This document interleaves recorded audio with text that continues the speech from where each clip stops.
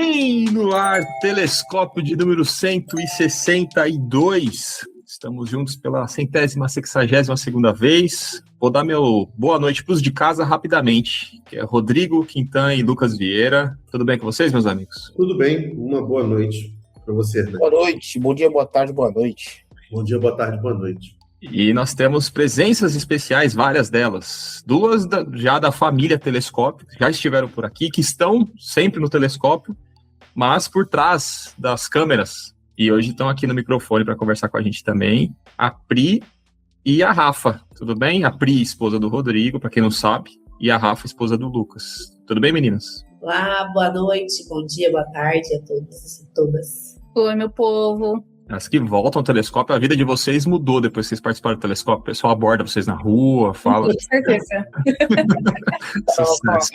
O Nani tá zoando, mas o Hernani é a única pessoa que eu conheço Perfeito, que foi abordada e reconhecida pela sua voz.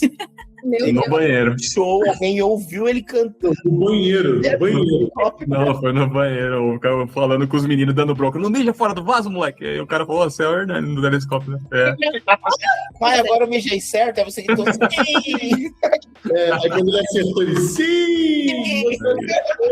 Foi exatamente isso. O relatório Visível e Invisível, a vitimização de mulheres no Brasil, de 2025, do Fórum Brasileiro de Segurança Pública e Datafolha, revelou que 42,7% das mulheres evangélicas brasileiras já sofreram algum tipo de violência doméstica ao longo da vida. 38,7% sofreram agressões no último ano. Esses dados engrossam as revoltantes estatísticas de violência contra a mulher no Brasil, onde 1.518 mulheres foram vítimas de feminicídio no ano de 2025, mais que 4 mortes por dia. Hoje nós vamos conversar sobre como a nossa fé e a igreja respondem, se omitem ou até contribuem para que esse seja um dos problemas sociais mais urgentes do nosso tempo. E para conversar conosco sobre esse tema, nós recebemos a nossa amiga e pesquisadora Beatriz Heder. Tudo bem, Beatriz? Ei, gente, bom dia, boa tarde, boa noite. Eu vi que esse é o jeito de falar, né?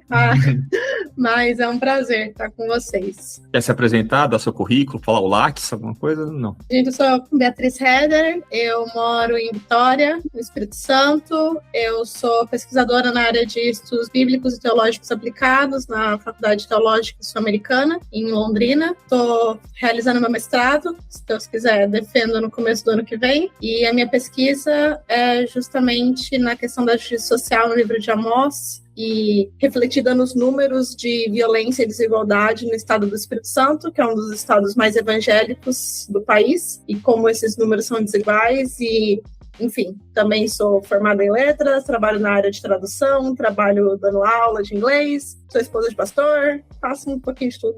Maravilha, hein? Isso aqui é gabarito, hein? Agora a gente capricha, né? E a Bia que volta também ao Telescópio depois de ter participado do Telescópio 122. Olha só, demorou 40 programas pra gente ter você de volta. Você lembra qual foi o programa, o tema? Eu lembro que era sobre a mulher também. Confesso que mais que isso... Eu não lembro se falamos sobre mulher, mas não era sobre mulher, porque era boas intenções, péssimos conselhos. Olha... E não é sobre mulher, porque mulheres só dão bons conselhos então nós não falamos sobre. Tem uma SAS peculiar, né? Foi legal. Indico aí. Vai estar linkado quem quiser ouvir a primeira participação, mas anteriormente no Telescópio número 106, nós tivemos também, não com a participação da Beatriz, mas com a participação da Bianca Ratti. A gente falou sobre violência contra as mulheres. Foi um programa só com mulheres. Então, se você quiser também ouvir esse programa, lá nos idos anos de 2020, em plena pandemia, a gente falou sobre esse problema que era urgente em 2020 e que parece que não arrefeceu, não se resolveu.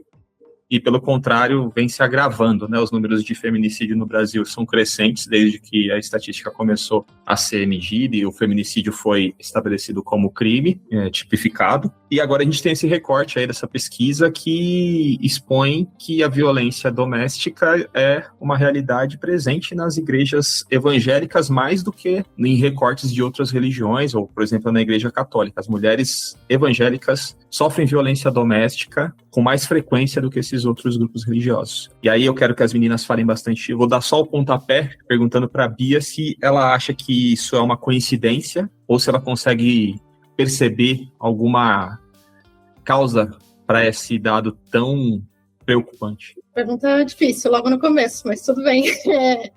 Quando o Lucas fez o convite para mim, ele explicou mais ou menos qual era a ideia e eu até falei para ele, vou trazer dados, né? Tô com 5 páginas de dados aqui, assim, no meu lado, mas eu acho que sim, existe uma correlação, infelizmente, muito grande. Em uma das pesquisas que eu estava realizando para o mestrado, eu falei sobre o corpo controlado e violado no ambiente eclesiástico. Alguns pesquisadores, eles entendem que dentro do ambiente religioso, e seja religioso protestante, mas também seita, culto, enfim, não é um padrão determinante, mas a questão da tipificação da religião, ela pode gerar esse relacionamento abusivo, porque o líder religioso e qualquer outra ideia que possa ser criada dentro do casamento é tido como um meio de relacionamento dessa mulher com Deus. Então, ela se relaciona com Deus por meio do casamento, ela se relaciona com Deus por meio de seguir o conselho do pastor dela e tudo mais. Então, quando ela não segue isso, ela está desagradando a Deus e a última coisa que ela quer é ser uma má cristã porque ela ama a Deus acima de todas as coisas. Então, isso é muitas vezes usado, e a gente tem alguns exemplos que estão sendo trazidos bem à tona nos Estados Unidos, algumas pessoas aqui no Brasil têm trazido essas denúncias de forma bem forte, e eu recomendo a Norma Braga, nesse caso, sobre discursos, inclusive em igrejas históricas, igrejas de denominações tradicionais, como talvez muitas das nossas, batistas, presbiterianas, luteranas, que usam esse discurso para essa manutenção dessa violência, seja por meio da ideia da submissão, seja por meio da ideia da autoridade pastoral que deve ser respeitada, e que se o seu pastor disse que isso faz parte do casamento, você volta para casa e você aceita e você ora, porque não é espaço para a mulher sair de casa, porque isso está desagradando a Deus, porque Deus odeia o divórcio. E aí uma má leitura, uma má interpretação do texto bíblico tem trazido essas situações. Óbvio que não cabe de maneira nenhuma responsabilização sobre as mulheres que elas estão sendo vítimas de 2 tipos de violência, primeiro a doméstica e depois a religiosa, espiritual, dentro do ambiente, porque uma pesquisa feita pela Regina Célia Barbosa, que foi uma das promulgadoras da Lei Maria da Penha em 2006, essa pesquisa saiu ano passado, disse que 53% das mulheres que sofrem violência doméstica procuram a igreja e para pedir ajuda. É o primeiro espaço para onde elas correm, porque é o que elas entendem por segurança. E aí, quando elas chegam lá, elas passam por um segundo tipo de violência, um segundo tipo de abuso, que é o religioso, o espiritual, o psicológico, em que elas entendem que não, que aquilo faz parte do casamento, ou então uma demonização da violência, tem que orar para expulsar esse espírito de violência do seu marido, porque isso é um demônio, ele está possesso, e ela deve voltar para casa e orar. Então é muito fácil, se a gente não tomar cuidado, nas nossas igrejas, é fazer uma manutenção desse discurso. Eu tava ouvindo você falar, Bia, e assim, gente, a Bia é pesquisadora, tá? Vim, Rafaela Mascarenhas, aqui falar do máximo, do altíssimo nível da minha experiência, que é de 26 anos. Vale muita coisa, porque você é mulher. Perfeito. E o quanto a gente é acostumada a ouvir muitos discursos dentro da igreja e o quão eles são normais. A gente, né, eu ouvi... desde que eu tenho 10 anos de idade, se não antes, esse discurso que eu fui ver problema e fui entender o problema desse discurso aos 20, aos 21, e o quanto você ir envelhecendo e ir tomando maturidade e consciência sobre esses discursos que você ouviu a sua vida toda, e o quanto isso não é normal, é você quebrar esse paradigma também de que isso não é normal, de que não tá tudo bem, de que existem vários discursos que estão ali para, quase que um início, sabe? A gente pode chamar isso de um início de toda essa violência que vem depois, até chegar uma mulher dentro de um gabinete pastoral e ouvir que é normal. Antes disso, vieram muitas outras coisas. Antes disso, veio uma menina criança, que é uma menina, sei lá, espoleta, que brinca muito, que corre, que brinca, que gosta de jogar bola, e diminuem essa menina de que ela não tem que estar nesse lugar. Tem a menina adolescente que está se descobrindo, está descobrindo quem ela é, e existe o calar dessa menina também, e o quanto a igreja não faz parte de uma conversa que é importante, que é também esse descobrimento de quem é essa mulher, como ela lida com ela mesma. E aí, essa mulher já chega quase que com uma identidade machucada nesse casamento. E aí, além de tudo isso, aí ela chega nesse casamento para também se descobrir dentro desse casamento. E quando acontece algo desse tipo, quando acontece uma violência desse tipo, mais uma vez ela é calada. Então, vem-se de um histórico aí gigantesco, né, de quantas vezes mulheres são diminuídas e silenciadas dentro da igreja. Quero fazer um comentário sobre essa questão que tanto a Bia quanto a Rafa levantou sobre o discurso religioso. Mas só para situar a gente de que discurso a gente está falando, né? Qual é esse discurso religioso? Primeiro que a teologia é sempre um discurso. Existem muitas pessoas que canonizam a teologia, ou seja, canonizam a interpretação e a sistematização do texto bíblico. O texto bíblico é canônico, a interpretação não. A interpretação é um discurso religioso. Então a gente tem que segregar essas duas coisas. E o discurso religioso à luz da Bíblia, ele forma a mulher como se a mulher fosse um ser de segunda categoria, porque primeiro veio Adão e depois veio Eva. Inclusive, o Adão pecou porque a Eva deu ouvidos à serpente, não foi o Adão. Então, o pecado entra no mundo a partir do ouvido da Eva. E depois, o próprio Deus, ele diz que a mulher ficará em um lugar subjugado em relação ao homem. Então, toda essa construção do nosso texto dos inícios, do Gênesis, já começa a situar a mulher em um lugar de inferioridade nesse discurso. O que é que desconsideram nesse discurso? Primeira coisa, que o Gênesis, capítulo 1 e 2, são duas narrativas distintas de um mesmo acontecimento. A primeira narrativa, Deus não separa a criação do homem da mulher.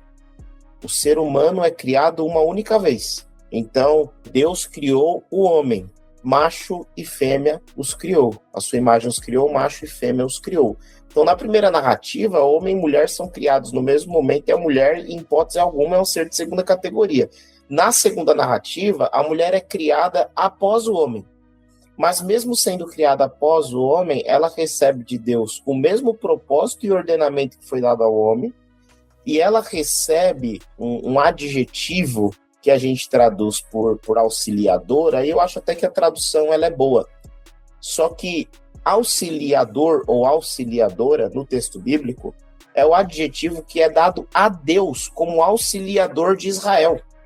E Deus não é inferior a Israel. Pelo contrário, Deus é superior a Israel. E faz por Israel aquilo que ele não pode fazer por si mesmo. Deus complementa Israel. Deus adiciona força a Israel. Deus não é a fraqueza de Israel. A expressão é ezer kenedo, né, que a gente traduz para auxiliador idônea. E a ideia de idônea é por ser uma igual. É justamente essa ideia de que Deus está acima, os animais estão abaixo, e a mulher está lateralmente, ela é horizontalmente igual e representante também do homem.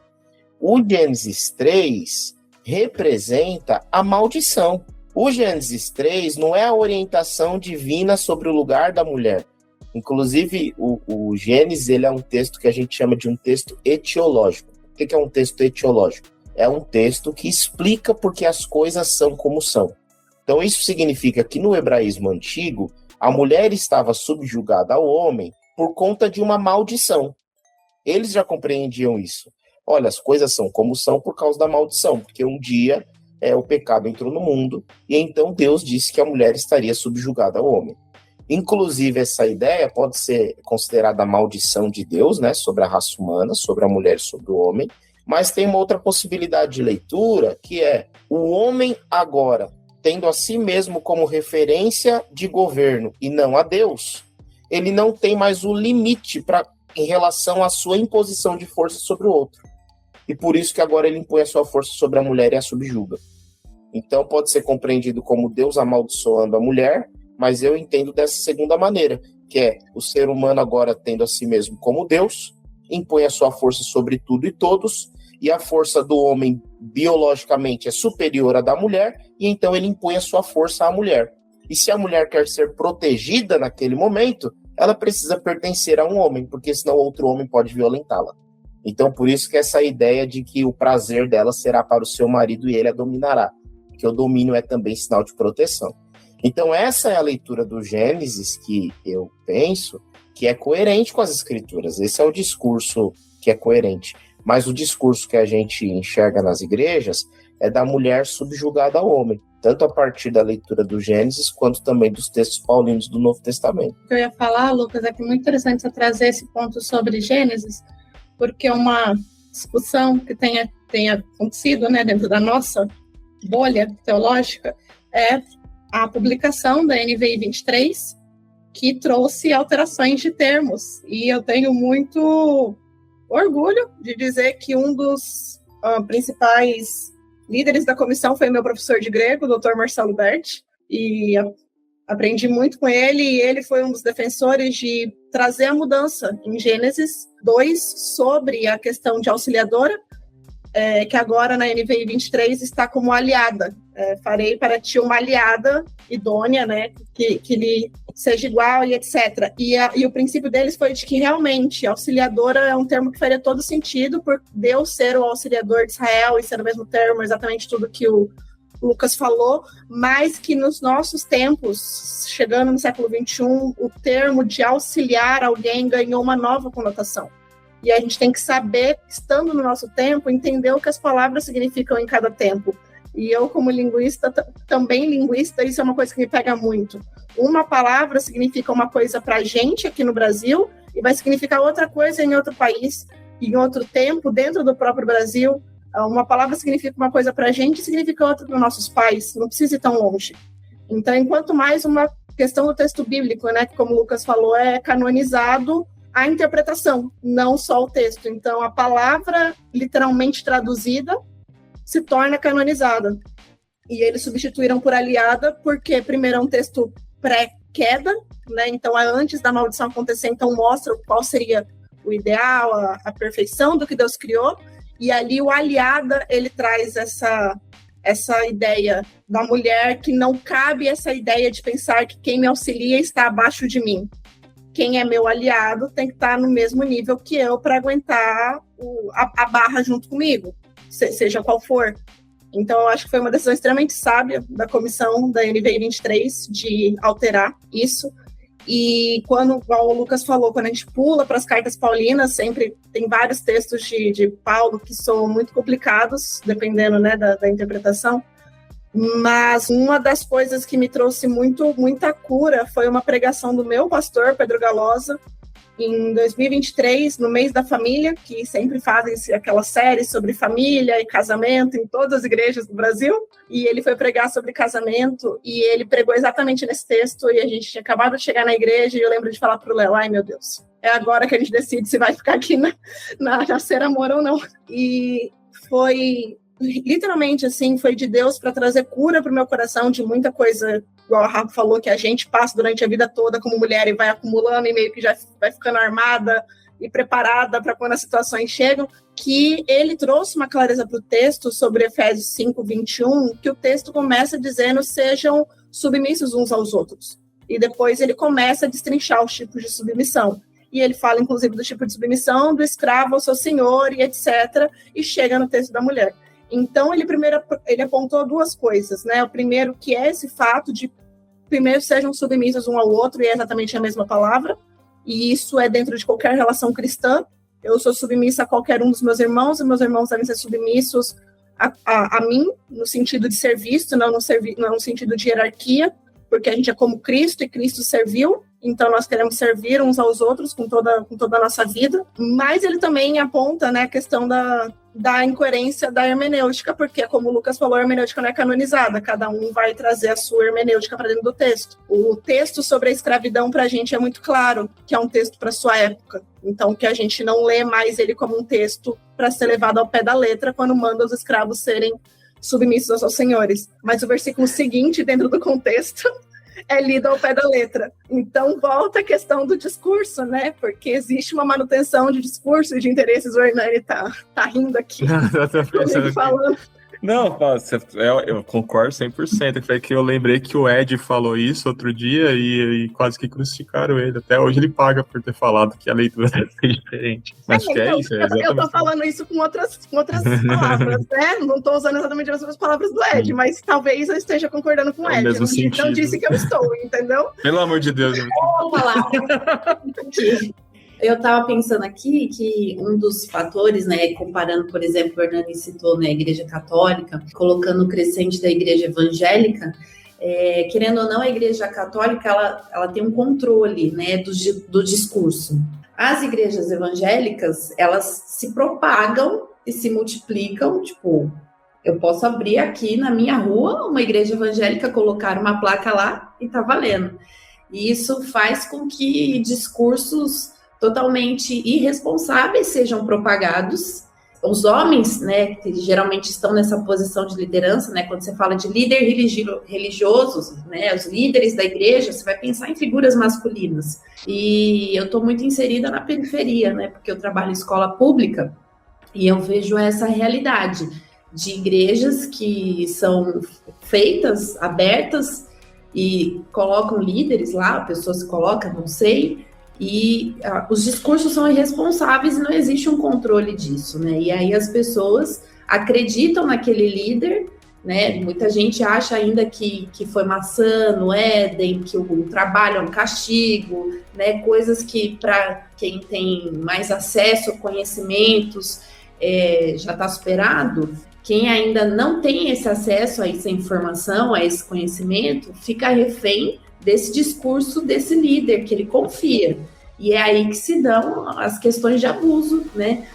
Abuso religioso, enfim, que esses líderes dessas igrejas, eles falam irresponsavelmente algumas coisas e as pessoas acreditam e seguem aquilo, né? E vão seguindo aquilo como se fosse verdade. E aí começa desde o tipo de roupa que tem que se usar, o comportamento que a mulher tem que ter, que sempre é sobre a mulher, não é sobre o homem, né? Ninguém questiona a quinta série, né? Mas a mulher tem que se portar de forma correta, tem o jeito de ser mulher que é o jeito certo, né? O tipo de cabelo, sobre todas as coisas, né? Tem o padrão feminino. E também outro ponto que eu estava pensando aqui é que quando vai se doutrinar as mulheres, né, ninguém cita Jesus. Nunca tem uma passagem de Jesus falando alguma coisa, né, de aquele versículo que Jesus disse, né? Então, por isso que eu prefiro me agarrar a Jesus. Perfeito. Aí, agora é o seu momento de fazer aquele ataque, entendeu? Que você fez ao Lucas. Eita, lá vem. Eu te permito. Mas qual que é o ataque? Eu não lembro. Você prefere. Vai jogar. Se gosta mais de Paulo ou de Jesus. Paulo de Jesus. Não, mas não foi eu que disse, foi ele que falou. Não foi eu. Pior, não foi eu. Mas eu acho que é legal também para vocês falarem, meninas, assim, a Bia citou uma coisa que eu acho que é importante, que é a revitimização, né? A mulher sofre a violência em casa e ela acaba sofrendo uma nova violência no ambiente religioso. Esse dado que ela trouxe eu não conhecia de um número tão alto, mas nessa última pesquisa que eu dei uma olhada mais atenta para o programa, diz que 6% das mulheres procuram a igreja, acredito, como única instância de intervenção relacionado à violência que ela sofreu. Ela não procura a polícia, ela não procura outras redes de apoio, né? Ela procura a igreja porque ela tem referencial. E, às vezes, na igreja, o único referencial, como a Pri falou, que ela tem de autoridade, de liderança, vai ser um homem. E vai ser um homem que, além de toda a problemática de interpretação, né? E a gente não pode generalizar, obviamente. O pastor da Bia, por exemplo, teve essa pregação que foi esclarecedora e às vezes até corajosa, né? Sim, mas porque a minha igreja é presbiteriana. Então né, isso é um parêntese. Outro dia aqui eu sou batista e o pastor fez uma pregação falando sobre Débora e que o marido dela era meio que deixado, na história ele é como se ele fosse um auxiliador dela, né? Ela era a profetia, a juíza, e ele auxiliava. E aí a Luciane falou, nossa, coragem do pastor falar isso, né? Tipo, a gente interpreta essas leituras como corajosas, porque no ambiente religioso, um líder que se posiciona dessa forma abre brecha para que hajam questionamentos relacionados à forma como ele interpreta a Bíblia. Parênteses em cima disso, Renan, é que assim, a Bíblia é cheia de histórias assim. Muitas, é. Aqui falta interesse de fazer essas leituras. Sempre perguntam quando alguém também fala assim, mas a Bíblia é mais um livro machista. Então, eu acho que ela tem um contexto machista. Então, ela nasce nesse contexto machista, né? Que, na verdade, eu não sei nem se dizer machista porque o ambiente era tão dominado pelos homens, que a mulher era tão um objeto, uma posse, não era nem uma pessoa, que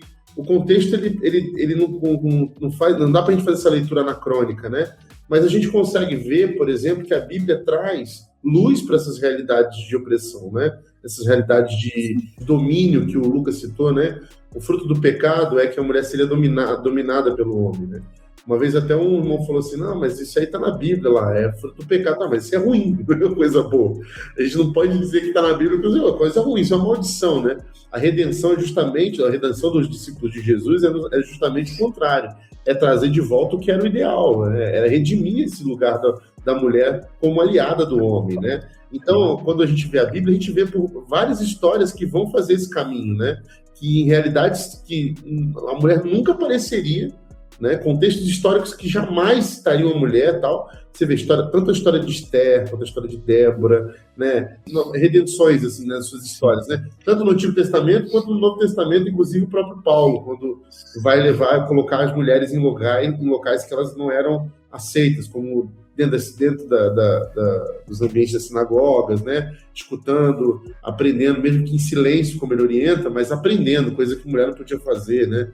Então, existem contextos que vão trazer a mulher para lugares que, do Novo Testamento, que não é. O próprio ministério de Jesus, sustentado por mulheres, né, isso é muito legal, a gente... E são mulheres ensinando em silêncio às vezes, né? Porque também tem hora que ele bota a Priscila pra cima e é Priscila que faz tudo. Áquila é o auxiliador dela, né? É Priscila que ensina, é ele falando para Apolo meio que sentar os pés de Priscila para aprender com Priscila, é ele terminando a carta de Romanos, agradecendo Priscila. Né, por todo o serviço, né? Então Priscila Áquila tá sempre ali, mas é Priscila que é sempre nomeada primeiro, né? Júnia, em Romanos 16 também, que é citada, e aí é altamente polêmico, porque foi retraduzido o nome dela para nome masculino várias vezes, mas é uma mulher que tá ali. O próprio testemunho de Maria Madalena valendo como testemunho da ressurreição, né? E os discípulos acreditando sem questionar.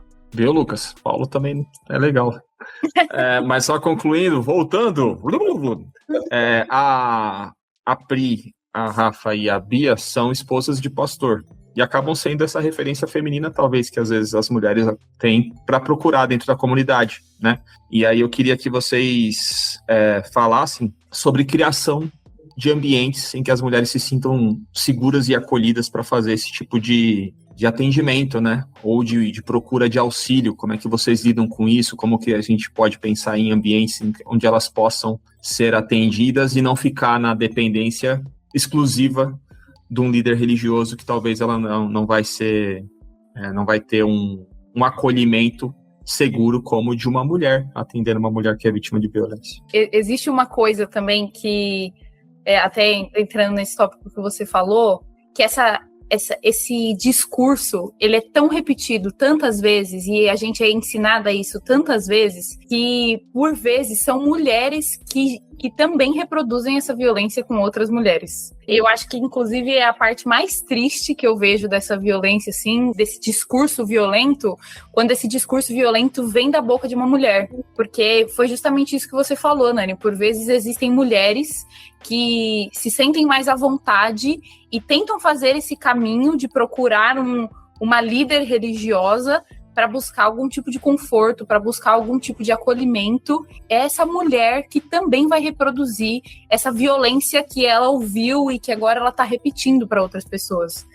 Então, esse também já foi um tipo de violência que eu vi acontecendo algumas vezes e que, sinceramente, é uma das coisas assim que dentro do ambiente da igreja foi uma das coisas que eu que eu e o Lucas, a gente conversou muito cedo, assim, de quando a gente casou, de ser um exemplo para além disso, né? Porque antes de chegar no ambiente de acolhimento pastoral, existe também um exemplo que você está passando dentro desse ambiente. E o quanto a gente precisaria lutar contra isso, lutar contra até a caixinha do que significa ser uma esposa de pastor. Uma esposa de pastor precisa ser uma mulher que usa saia longa e é super feminina e nunca fala em cima do marido e nunca discorda do marido. E o quanto mostrar outros tipos de casamento...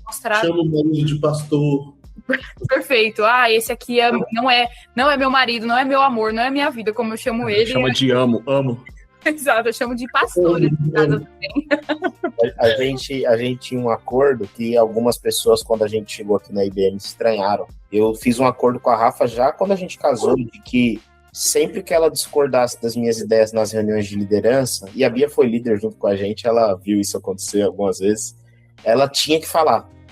E se eu tivesse alguma ideia que eu desse para ela em casa, e ela não gostasse da ideia, e aí ela começava a debater comigo, eu falo assim, olha, eu ainda concordo comigo mesmo, eu me mantenho com a minha ideia depois que você discordou de mim, e eu vou levar ela para a equipe. Então, e se você continuar discordando, leva também a sua discordância, porque pode ser que a equipe concorde com você e a gente segue com aquilo que a equipe decidir em conjunto. E isso era uma disciplina do meu próprio coração, mas também era uma forma de dizer para a equipe que estava tudo bem, a minha esposa discordar de mim, a mulher discordar do marido, a mulher discordar do homem, do namorado. Era uma forma pedagógica de cuidar do meu próprio coração, mas também de dar um exemplo, assim, né, dessa autonomia e tal. Mas estranharam, né, quando a gente chegou, estranharam. Exato. E fora, para além desse movimento de exemplo, de reuniões, da gente se mostrar como até indivíduos diferentes também. Eu lembro muito de que, às vezes, alguém achava que eu falava alguma coisa muito absurda, ou que não concordava com o que eu dizia, e ia falar com o Lucas, e o Lucas falava, fala com a Rafaela, ela pode conversar com você sobre isso. A minha resposta era, minha esposa é uma mulher adulta, tem totais condições de te ouvir e te responder, aí conversa com ela. Inclusive, eu nem concordo com ela. E talvez ela ouça você. Conversa com ela. Nossa, essa é a hora que o pessoal morre, né? Quando você solta essa. Eu também não concordo com ela, não. E é engraçado, né? Porque todos esses acordos de vocês são muito parecidos com os nossos. Aqui hoje o Léo não está atuando pastoralmente, né? Igual estava antigamente. Mas quando a gente tinha, né, esses combinados. E eu cresci com algumas referências de esposa de pastor, assim, tradicional, vamos dizer. Né, que a gente sempre viu, mas aí depois a minha amiga mais próxima, uma das virou a Rafa, e aí o normal para mim era o Lucas e a Rafa, e o Léo pensa muito parecido, graças a Deus, né? Então, para mim, certas coisas eram normais, e quando eu cheguei no ambiente da igreja, eu vi que não eram. Rafa e Lucas já aguentaram bastante coisa minha, de ligação, assim, de violência mesmo, né, que a gente sofre. Eu também sei de coisas que a Rafa passou, e enfim. E eu acho que além disso, do casal, eu acho que existem várias outras coisas no individual, né? Que isso, na verdade, foi uma coisa que veio do Lucas para mim, quando eu estava passando por algumas questões bem difíceis. Ele talvez nem lembre disso, mas que eu estava passando por várias coisas bem difíceis nessa questão, sendo esposa de pastor, e eu estava me calando bastante. E quem me conhece sabe que eu não sou calada, que eu não sou de guardar minha opinião para mim. E se você não gostar, paciência, entendeu? E ele percebeu que eu tava meio assim, e aí ele falou, cara, você tem que tomar cuidado, porque você tá perdendo quem você é, né? Você tá ficando calada pra perder isso. E a última vez que isso tinha acontecido comigo tinha sido num relacionamento extremamente abusivo e tóxico que eu tive antes do meu marido. E aí aquilo me desesperou. E aí eu voltei a falar ativamente, e obviamente incomodou muito, mas eu acho que isso também eu vi criar uma intimidade que eu criei com as meninas, que no caso meu marido era pastor de jovens, de elas terem a confiança de saber que eu sou a mulher que elas podem procurar e conversar. De que elas podem vir falar, tudo bem, falando de jovens, adolescentes, talvez um relacionamento que não tá legal, ou de uma coisa que não tá, ou de uma coisa em casa que não tá legal, e etc. E elas sentirem essa confiança de que, eu tenho uma esposa de pastor confiável, que eu sei que não vai botar a culpa em mim de alguma maneira. Mas existe uma carga de responsabilidade nesse ponto, que tem a ver com o que a Pri falou, da liderança masculina na igreja ser majoritariamente homens. E existe uma questão dentro de qualquer tipo de preconceito, seja racial, seja de gênero, que o outro escuta quem é igual a si, né? Isso é o fato. Então, o branco vai ter mais facilidade de escutar o branco e o homem vai ter mais facilidade de escutar o homem. E eu acho que é nessa hora que os nossos... E isso é um problema, não estou normalizando isso, deixando isso muito claro, mas é uma questão do estrutural, do preconceito que cria, né? Eu tenho certeza que é papel dos homens da nossa igreja, líderes, e aí aqui eu tô com 2 pastores e sou casada com mais um, de que eles também sejam a voz ativa direta sobre isso, seja no púlpito, seja fora, e não só por meio do casamento ou coisas do tipo, porque é uma paz para mim saber que o meu pastor ativamente já se posicionou em púlpito e em redes sociais de que não vai tolerar, sabe? De que não vai encobrir e etc. E eu acho que é importante que a igreja toda saiba disso.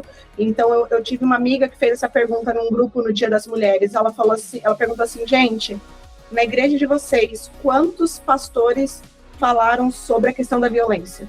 E quantos só, deram parabéns, Dia da Mulher, uhul, vocês são tão lindas, sabe?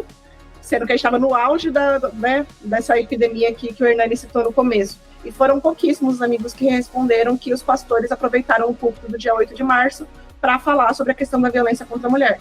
Eu acho que são essas coisas, e eu acho que uma coisa que as igrejas ainda estão engatinhando, isso é uma relação de coisas que eu peguei do perfil da Regina Célia Barbosa, que é a que eu falei sobre a Lei Maria da Penha, que ela fala sobre coisas que as igrejas podem fazer e quer criar espaços de acolhimento com pessoas próprias para lidar com isso, então não só pastores, mas psicólogos da igreja, advogados, assistentes sociais, pessoas que estão lá profissionalmente, que também sabem lidar e ajudar, ter protocolos claros na igreja entre os pastores. Então, quer dizer, no Morumbi, o Lucas lida de um jeito, mas o outro pastor lida de outro. Não, é um protocolo claro, estabelecido para toda a igreja, para toda a liderança, de que se alguém chegar falando X, os passos a se dar são esses, né, diretamente.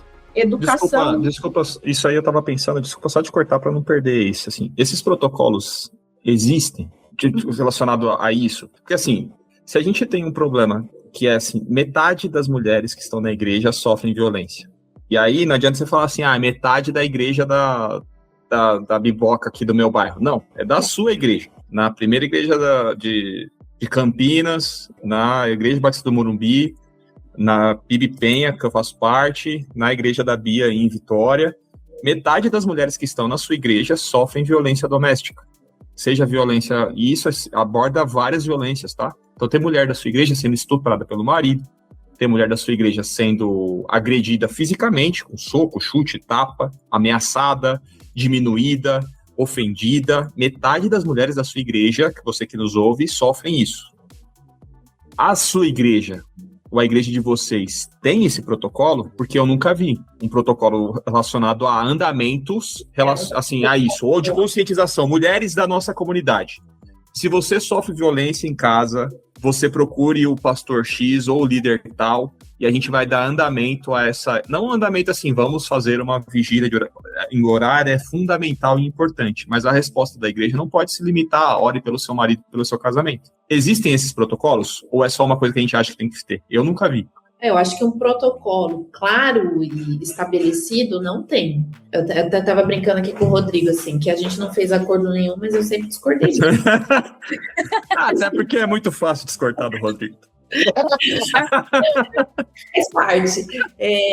Mas eu acho, assim, que a gente precisa de lideranças femininas fortes de referência nas igrejas. Precisa ter mulheres que as mulheres da igreja olhem e falem que eu posso, né, como a Bia falou, confiar nela, eu posso falar com ela.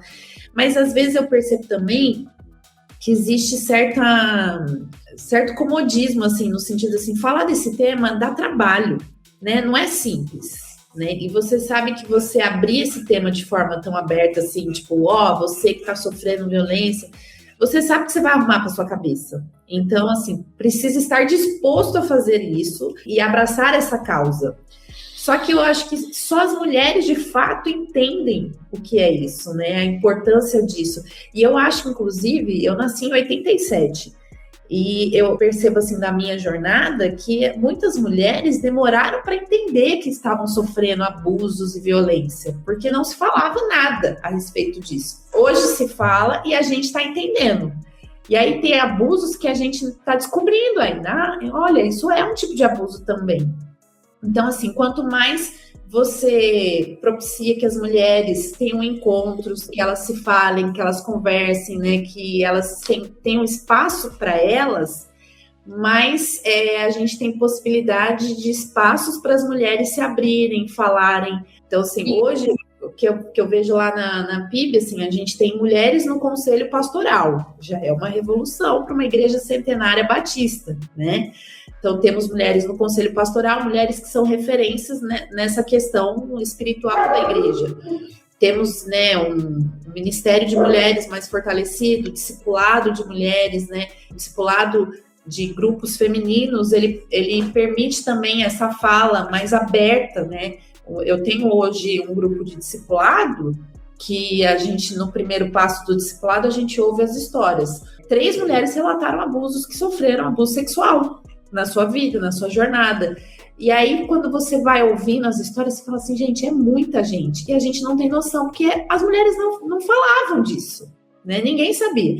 Tipo, eu cresci com amigas adolescentes, vivi um abuso, não contei para nenhuma delas, e eu não sei dizer se elas viveram também, porque a gente não falava disso, né? Então, abrir espaços seguros para que as mulheres estejam seguras para falar, entendendo também que elas não precisam detalhar, né, os abusos que sofreram, mas que elas têm ali um acolhimento, que ali elas vão receber um acolhimento, né, vão receber um abraço e vão receber incentivo para tomar as decisões que precisam ser tomadas.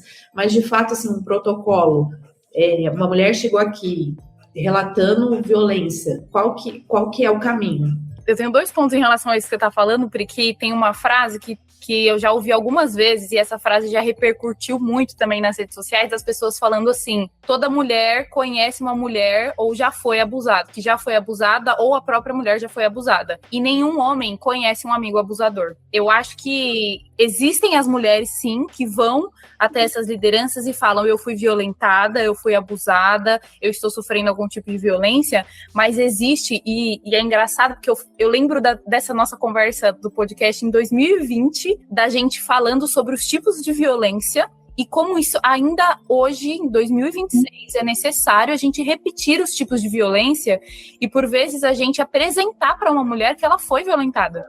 Porque tem mulheres que não entendem isso, que não sabem que foram violentadas, estão sofrendo com uma ação que aconteceu com ela, que estão tentando entender isso dentro dela, e a gente precisa olhar para ela e falar assim, olha, estou te dizendo, isso é um tipo de abuso, isso é um tipo de violência, isso é um tipo de assédio. E recentemente tem surgido uma conversa muito que ao meu ver, assim, de bate-pronto me surgiu como muito doida, muito maluca, mas o quanto os tipos de violência também precisam ser apresentados para homens.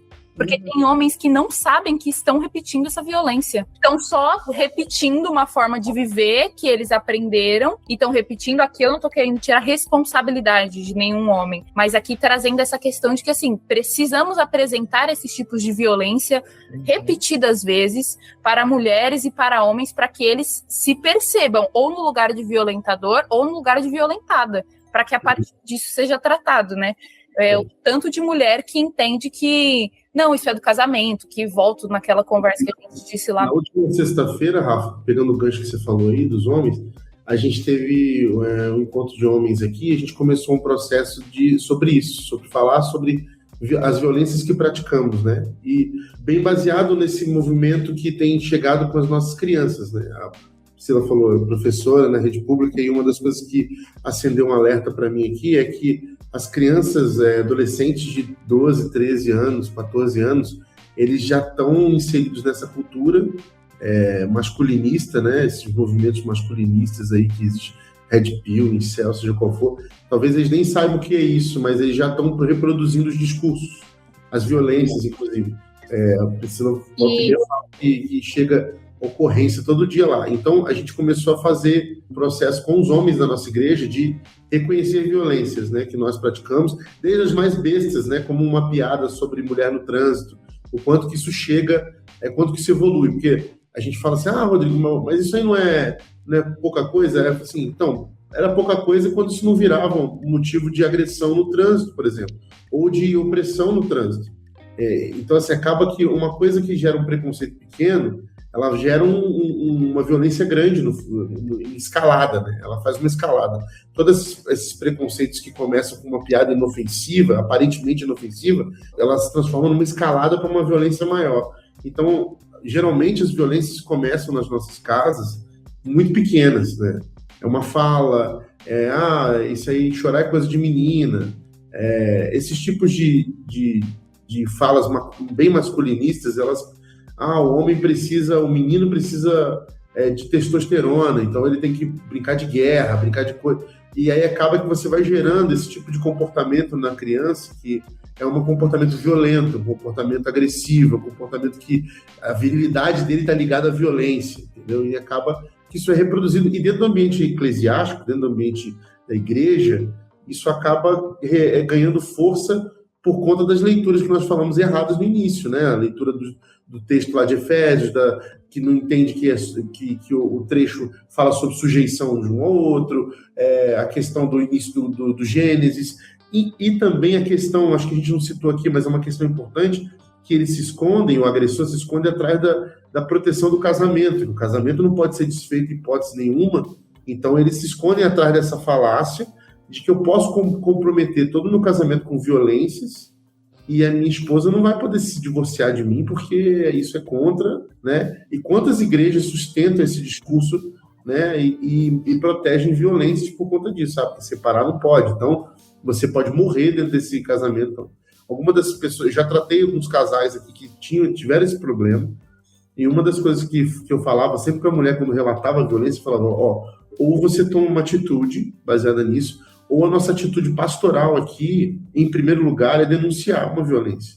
É um lugar de denúncia, né? A gente não pode se calar diante disso. Então, a gente sempre orienta a mulher que ela tenha um acompanhamento para que chegue nesse ponto de denúncia, porque é crime, né? Não tem o que falar. Então, se você não tem como chegar lá, a pastoral vai conduzindo você, dando suporte para chegar lá. Mas, realmente, falta ainda muito mais. A gente está ensaiando movimentos enquanto a coisa é muito mais profunda.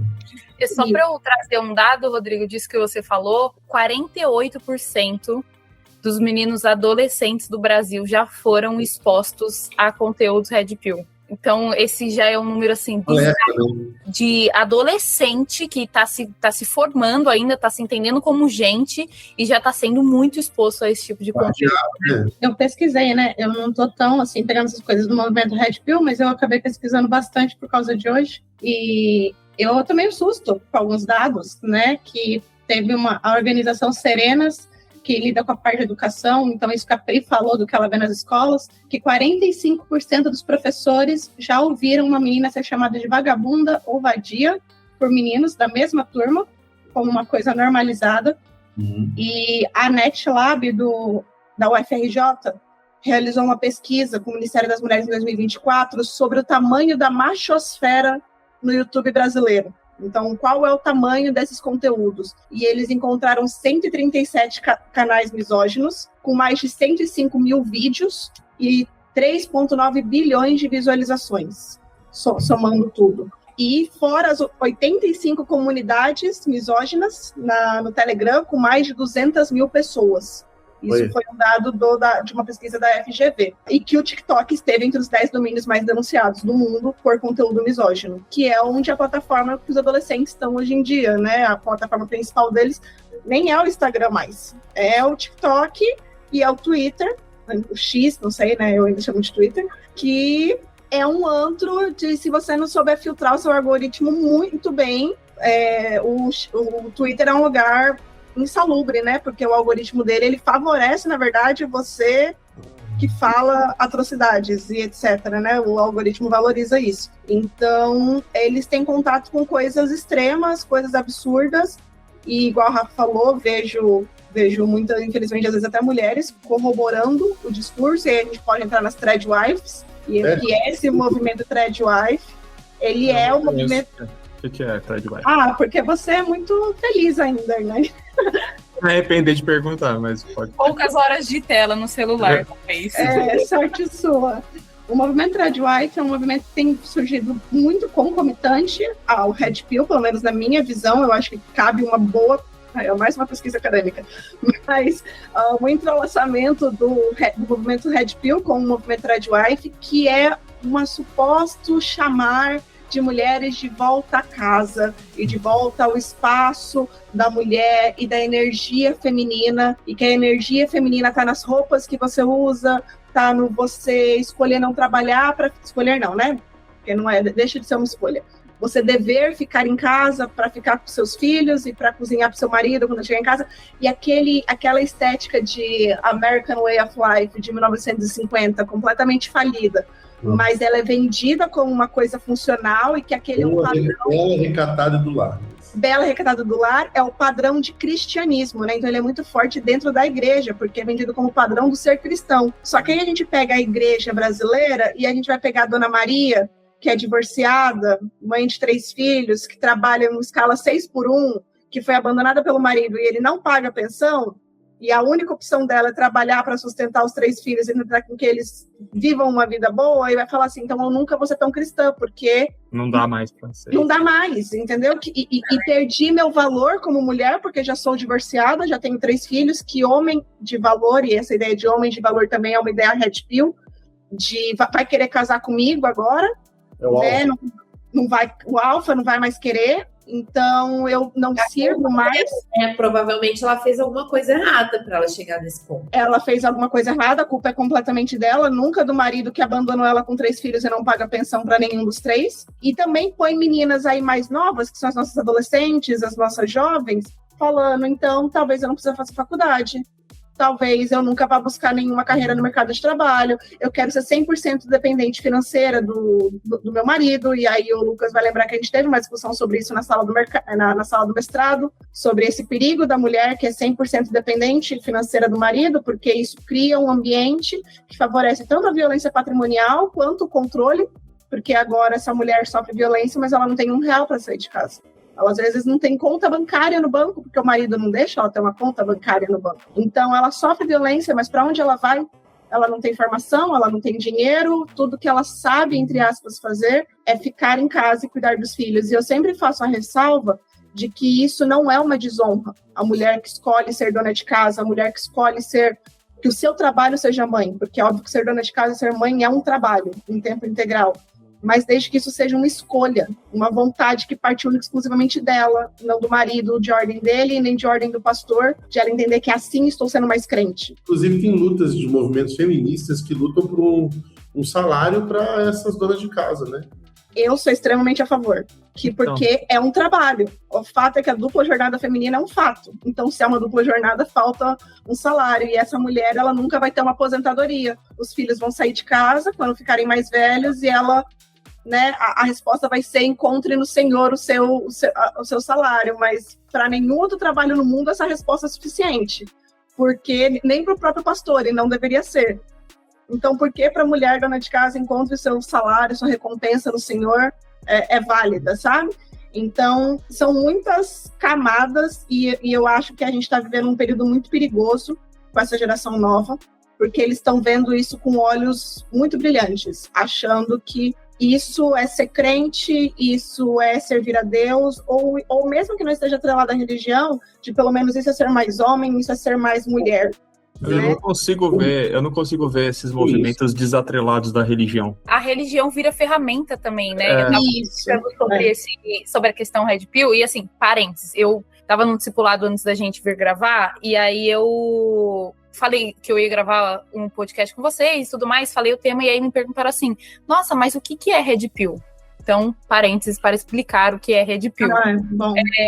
Acho que esse movimento surge como um movimento, eles usam esse termo por causa do filme do Matrix, que tem a pílula vermelha e a pílula azul, e a pílula vermelha te mostra uma suposta verdade que ninguém tá vendo essa verdade. Se você tomar essa pílula vermelha, você verá essa verdade. E aí eles estão trazendo essa questão, essa suposta verdade sobre mulheres, sobre como se relacionar, sobre como o homem, a mulher e aí colocam-se os estereótipos sobre a mulher, né? A mulher é uma grande interesseira, o jogo de relacionamento é um jogo de dominação, as mulheres estão te enganando, coloca todo esse peso em cima da mulher e que você precisa combater isso e que você precisa lutar contra tudo isso e dominar a mulher para que você aí sim tenha um relacionamento. E a dominação física é válida para eles, nesse caso, sim, porque é um papel do homem, o controle sobre a mulher, porque antigamente era assim.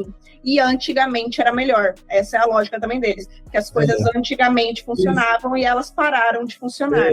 Eles surgem de uma crítica à sociedade quando eles observam que as mulheres começam a alcançar patamares sociais de liberdade, de posição de poder, de influência, né? As mulheres começam a ocupar, inclusive, cargos, né, que eram ocupados só por homens antes, né, cargos de influência, cargos relevantes na sociedade e tudo mais, e aí eles começam a dizer que, olha aí, isso é porque as gerações têm falhado, as gerações de homens, de machos, têm falhado, não tem sido mais geração de machos alfa, só de betas.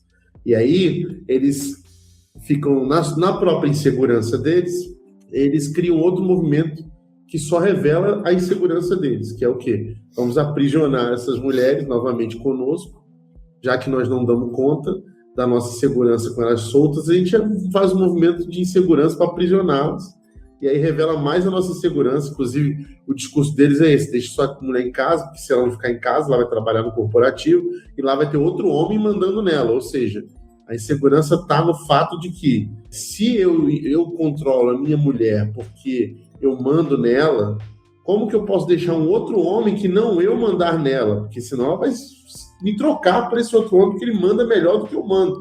Então, assim, é um ciclo de insegurança louca e enfim, é um movimento que... Exato. Isso é o movimento Red Pill e, assim, eu vi alguns psicanalistas e alguns psicólogos falando disso, de que isso não é nada mais do que o grande medo de ser rejeitado e de não saber lidar com a rejeição, o homem não saber lidar com a rejeição, não saber lidar com a frustração de receber um não de uma mulher, e o quanto a necessidade do movimento contrário disso, de ok, homens, aprendam a lidar com as próprias frustrações, sabe? Aprendam a lidar com os próprios medos de serem rejeitados e não responderem a isso com violência física, com violência, enfim, com todos os tipos de violência que existem. Recentemente, na cultura pop, a gente teve uma série, né, da Netflix, maravilhosa, chamada Adolescência, que fala justamente sobre esses movimentos alcançando a molecada, né? E o que resulta nisso, né? Então, enfim, é só mais uma referência. E é uma boa recomendação, inclusive, acho que principalmente para pais, porque... E tem um telescópio adolescência. Isso, é sobre isso. Então é uma boa, né, recomendação. Acho que outra coisa é sempre um pouco assustadora, assim, também ainda de falar, não sei se era a Rafa ou a Priscila que estava falando, sobre não responsabilizar a questão dos homens, né? Mas eu fiquei, e a gente, quer dizer, responsabilizá-los pelas ações dele, desculpa corrigir, mas entender um pouco do que até o Rodrigo falou sobre a questão do contexto, sabe? Eu acho que, principalmente quando a gente fala dessas mulheres que às vezes perpetuam esse discurso, a gente normalmente está acostumado a ver, pelo menos eu, na minha experiência, mulheres mais velhas, né? E quando eu escuto, eu tento, no meu coração, me compadecer e ter compaixão, porque eu preciso lembrar, e eu peguei esses dados, e com alguns deles eu fiquei bem assustada, que, por exemplo, até 77 não existia divórcio. Em 77, minha mãe já tinha quase 20 anos. Em 1977, a Pri falou que ela é de 87, mas em 88, que nasce a nossa Constituição, que fala que agora as mulheres têm os mesmos direitos e deveres que os homens, até então elas não tinham. Então, é 88, é uma coisa extremamente recente, extremamente nova, ainda mais quando a gente fala em termos de lei. Em 2005, cai a lei de reparação, que quer dizer se uma mulher é estuprada, mas o estuprador decide se casar com ela, então o crime dele é abolido por causa disso. Porque ele reparou a honra do pai da menina que foi estuprada. essa lei era válida até 2005, e eu acho que não existe violência maior do que você obrigar uma menina a se casar com seu violentador para reparar a honra do seu pai, não é a sua. Né? A legítima defesa de honra foi declarada inconstitucional pelo STF em 2021, no meio da pandemia. Então, quer dizer, um homem assassinar a sua esposa, bater na sua esposa porque ela traiu, por exemplo, era considerado como um argumento de defesa válido no tribunal, porque ele estava defendendo a honra. E isso se tornou inconstitucional 4 anos atrás. A gente está falando de a gente ter feito a própria Lei Maria da Penha de 2006, esse ano faz 20 anos. A gente está falando que em 20 anos a gente sofreu, graças a Deus, sofreu não, né? Vivemos uma progressão dos direitos da mulher e do ouvir a mulher, e do espaço da mulher, que a gente não viveu em 500 anos de Brasil. Porque até não faz nem 100 anos que a gente podia votar, a gente começou a votar em 32. Então, eu acho que tudo isso tem que ser trazido à conta também, quando a gente, principalmente dentro da igreja, que está lidando com pessoas mais velhas, lembrar, assim, do que elas passaram, o que elas viveram, o que essas mulheres que estão nesses casamentos de 50, 60 anos provavelmente não viveram e a gente não sabe, o que fez esses casamentos durarem 60 anos. E aí eu penso na minha avó, tia.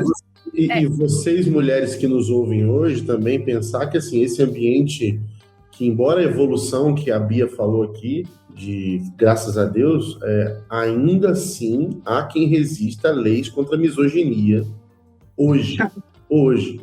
Políticos que estão votando contra leis que protegem as mulheres contra a violência dos homens. Então é bom que em ano de eleição você esteja atento a quem são esses políticos. Não só políticos, né? Presbitérios que estão votando contra determinadas questões relacionadas à mulher na igreja. Hoje ainda, entendeu? Hoje ainda. Então a gente, embora toda evolução, a gente ainda tem pessoas assim. Então mulheres, vocês que já têm voz, já têm direitos garantidos aí, fiquem atentos também a esse tipo de violência que acontece. Como é que eu vou dizer? Uma violência já antes da violência de fato, né? Sim. Porque o objetivo é a perda dos direitos, né? Houve essa discussão no Dia Internacional da Mulher, não sei se vocês acompanharam, no meio evangélico, de que, defendendo de que o voto deveria ser familiar, de que mulheres não deveriam voltar a ter direito ao voto. Isso começou com o movimento de um pastor norte-americano, ele começou falando. Óbvio, Douglas Wilson, né? Mas, enfim, maluco. Bia, é uma coisa muito presente, né? E eu acho que, assim, você trouxe um ponto, e eu entendo sobre essa questão de que você ouve isso muito mais de mulheres mais velhas, mas saiu uma pesquisa da CNN recentemente, da CNN não, né? A CNN postou a pesquisa falando de que 31% dos homens jovens afirmam que a esposa deve ser submissa. Isso não é só uma pesquisa brasileira, é uma pesquisa que rodou com 29 países, com mais de 23 mil pessoas, e tem alguns dados também da Ipsos Brasil falando o quão os homens jovens estão cada vez mais conservadores, e as mulheres fazem um caminho contrário de não serem, a porcentagem das mulheres é menor em relação a esse caminho de volta ao conservadorismo. Então, acho que apesar da gente crescer sendo acostumada a ouvir isso de mulheres mais velhas, a geração mais nova também está vindo com esse movimento, o Red Pill, esse movimento de threadwives que está acontecendo principalmente no TikTok, no YouTube, também está convencendo essa galera mais nova de que é isso aí, tá certo mesmo, que a mulher tem que ser submissa, que o homem tem que dominar sobre a mulher. Eu acho que aí nessa hora é o que eu falei, né? Com as mulheres mais velhas eu tenho compaixão. Com essa galera mais nova, quer dizer, eu já fico assim, sério, irmão? Com todo acesso, sabe? Que você tem, aí reforço o que o Rodrigo falou, né? Da insegurança, da necessidade de ter controle, do medo de ter que dividir espaço com mais gente, vamos botar assim, né? Porque se eu aceito que a mulher pode estar no mesmo nível que eu para concorrer à mesma vaga de emprego que eu, agora eu tenho 3 vezes mais pessoas para concorrer. Mas se eu forçar as mulheres a voltarem para casa, olha só, o quanto que eu não diminuo a minha concorrência, não é mesmo? E ainda garanto a minha roupa lavada e minha comida feita e a casa limpa quando eu chegar em casa. Então, assim, é só vantagens. Eu estava lendo um desdobramento sobre as pesquisas que eu citei no começo, do Diplomatic portal, e aí uma das pesquisadoras, a questão é por que dessa crescente, e aí ela falou que uma das interpretações pode ser como isso que vocês trouxeram, assim, uma resposta à crescente de direitos femininos que vem, e é recente, né? Porque embora a nossa geração esteja observando, você contar a história do mundo e do Brasil é muito recente, como a Bia trouxe. A resposta a esses movimentos é esse movimento violento, e se a Constituição e a legislação civil não me dá subsídios para sustentar a minha posição hierárquica, que instituição me daria esse privilégio, né? Que livro de leis me daria esse privilégio de manter a minha posição superior? Né? Por isso que eu falei, se tem movimentos que conseguem trilhar esse caminho sem abordar a religião, eu não desconheço, porque todos os que eu observo são... É um ambiente propício, né, cara? Que usam a religião como ferramenta para legitimar o seu próprio desejo de poder. Você precisa só de fazer uma leitura errada de alguns textos para você legitimar toda sorte de violência. E é fácil de manipular. É muito fácil. Por muito menos as pessoas dentro da religião são manipuladas. Imagina com isso. Mas, Hernani, o que eu ia falar é que eu acho que é interessante para você conseguir ver isso. Assim, o Brasil é um país ainda... América Latina é um continente extremamente religioso, arraigado à religião. A América como um todo, né? Porque a América do Norte também está vivendo a mesma coisa. Mas a gente pega Europa, e esses dados talvez que a Rafa trouxe vão mostrar talvez de países europeus que já são secularizados. Então, que a religião não é um fator intrinsecante para essa determinação. A própria série Adolescência se passa no Reino Unido, que não é um país que tem mais uma ligação com a religião igual a gente tem.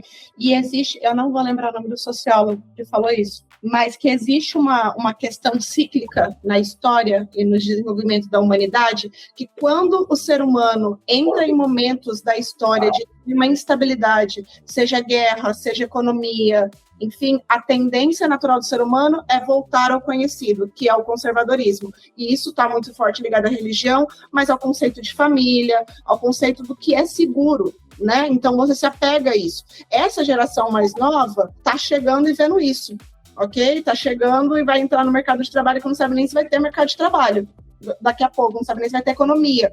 E aí a visão deles então eu preciso voltar para o que é seguro. E o que é seguro? A época dos meus avós. Meus avós eram seguros porque meu avô comprou um terreno com 23 anos.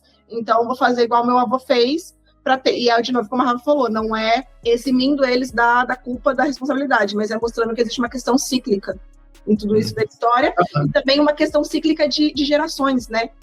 Os pais que são mais repressivos geram filhos, tipo a nossa geração quebrando tabu, e fora Temer, e não sei o quê, catraca livre, a gente... Principalmente eu e Rafa vivemos isso fortemente ali no Facebook, em 2014, e aí agora, 10 anos depois, a gente tem uma geração que é o extremo oposto da nossa. E aí a gente fica assim, nossa, parece que tudo que a gente bateu lá, a panela no a Rafa é muito baderneira, né, mano? Badernista. Eu briguei muito no Facebook, peço perdão a todos, inclusive, se tiver algum deles me escutando. A foto assim, não é só mais um movimento, né? Não é só por 20 centavos. Não é só sobre 30 centavos. Perfeito. Fazer um comentário. Camille Paglia, não é, o Bianchi, que fala um pouco desse ciclo, né? Se eu não me engano. Eu acho que era, se eu não me engano, era isso mesmo. Ciclo aí, porque me fez lembrar isso também.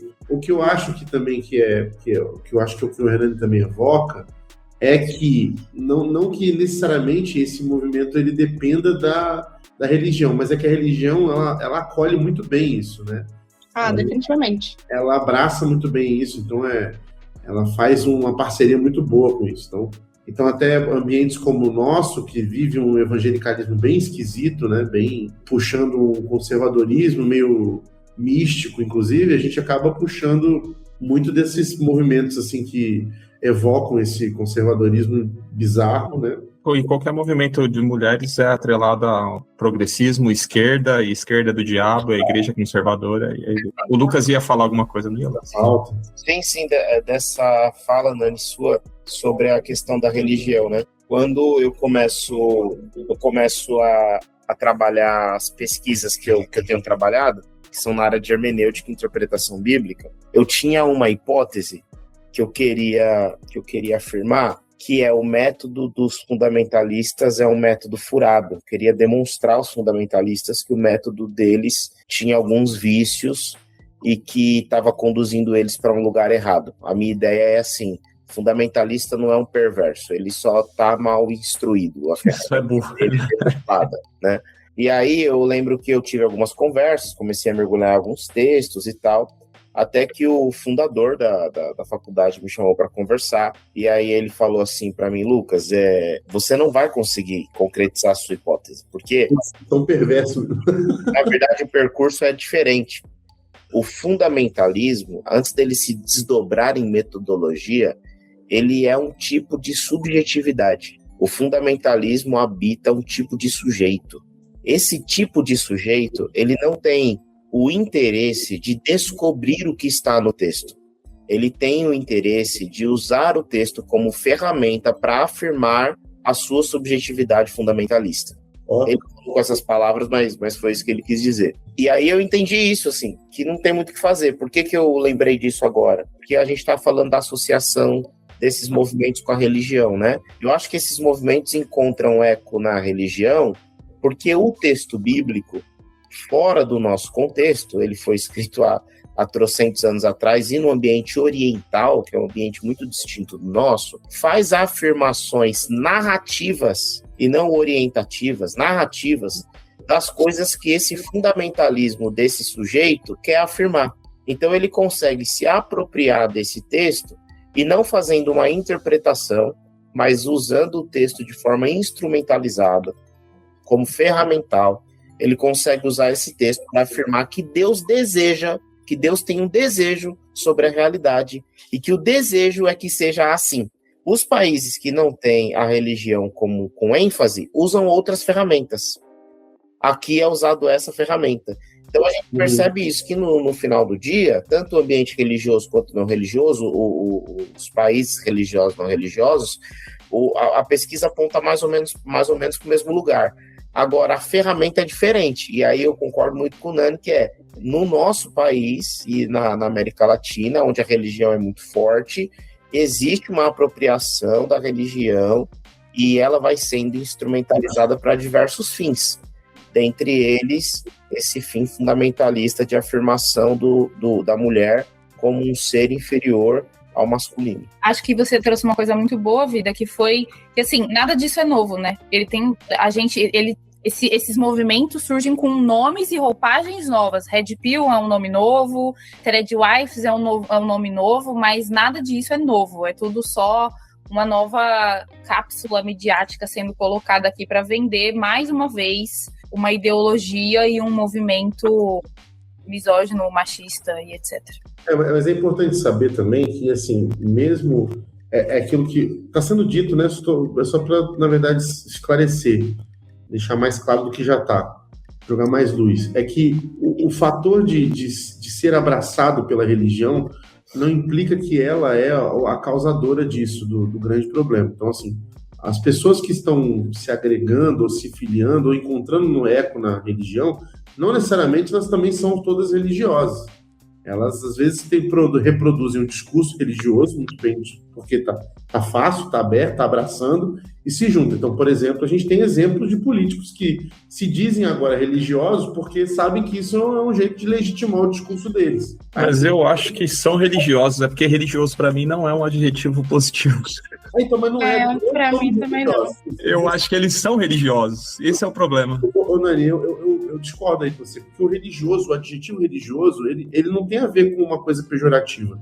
Ele tem a ver com quem é da religião, quem tem uma religião. Você é religioso, você faz a quaresma, meu irmão, você é religioso. Uhum. Não tem como dizer que você não é religioso. Isso que a Bia está falando é importante pedagogicamente, porque a gente tem que separar os movimentos e entender que esse movimento, que embora ali seja fagocitado ali, por esse movimento masculinista que está acontecendo, não sei quem fagocita quem, mas atualmente talvez um esteja com o mesmo brando com o outro aqui no Brasil, na América Latina, porque está se misturando, mas assim, nem todo religioso é esse religioso, entendeu? Nós aqui, todos aqui dessa bancada aqui, somos religiosos, quer a gente queira ou não. Eu sei, mas isso não garante nada de positivo. Depende. Isso aqui é uma bancada evangélica. Isso aqui é uma bancada evangélica, mas não garante nada de positivo. Eu não consigo falar, o cara que instrumentaliza a religião para aplicar o poder. Eu acho que a gente pode trazer aqui, tentar trazer o consenso. Eu acho que entra na mesma questão sobre o que eu falei da NVI 23, tirar o termo auxiliadora, que não é errado por si só, mas trazer um novo termo por causa da questão qual o termo ganhou nos nossos tempos. Eu acho que eu entendo o que o Hernani está falando, porque o termo religioso em 2026, assim como o termo conservador, por exemplo, em 2026... Assim como o termo família. Tudo foi cooptado, entendeu? Tudo foi trazido para essa galera. E aí eu acho assim, eu concordo com o Rodrigo da ideia, mas eu concordo com o Hernani do medo do termo, porque a gente acaba sendo associado, né? Então, assim, tudo bem que eu venho de uma igreja que o lema dela é bíblica, simples e não religiosa, né? Por definição, mas porque a gente briga bastante com essa ideia, mas é justamente com essa ideia da religião que está atrelada hoje ao fundamentalismo. Eu acho que urge a necessidade de criação de novos termos para definir a pessoa que segue uma fé, mas não é... Por definição, a bancada religiosa é religiosa? É religiosa.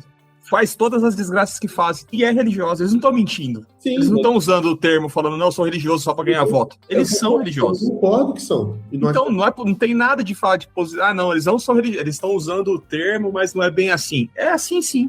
Não, mas eu não estou dizendo isso. Estou dizendo que assim, que eles são e nós também. É isso que eu estou dizendo. E o fato é esse, é você... Eu sei, nós sermos também não traz em si nada de importante e positivo.